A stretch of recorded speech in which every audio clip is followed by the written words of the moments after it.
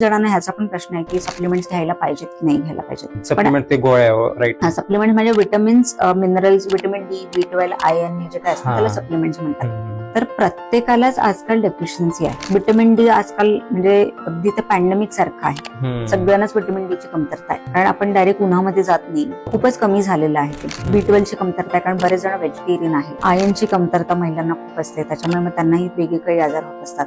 असे जे काही मेजर न्यूट्रिएंट्स आहेत त्यांची डेफिशियन्सी असते, त्यामुळे बॉडीचं फंक्शन पण डिस्टर्ब होतं. मग आम्ही ह्या पण गोष्टी आहेत की त्यांना मिळाल्या पाहिजेत थ्रू डाएट पण आणि सप्लिमेंट्स थ्रू पण. तर बरेच जणांचा हा पण प्रश्न असतो की मी जर डाएट व्यवस्थित करतो तर मला तुम्ही सप्लिमेंट्स का देता. तर आता कसं होतं बघा, आपण भाज्यांमध्ये न्यूट्रिशन कुठून मिळतं? जमिनीतून. जमीन आता किती वर्षांपासून त्याच जमिनी जेव्हा आपण पीक घ्यायला लागतो ना, त्या जमिनीतलं न्यूट्रिशन नाहीसं झालेलं आहे. त्यामुळे तू खूपच चांगल्या जरी तुम्ही सगळ्या भाज्या खाल्ल्या, सगळं केलं तरी पण तुम्हाला डेफिशियन्सी होऊ शकते. मग त्याचा पर्याय आता तोच राहतो की तुम्हाला मग सप्लिमेंट्स घ्यावे लागतात.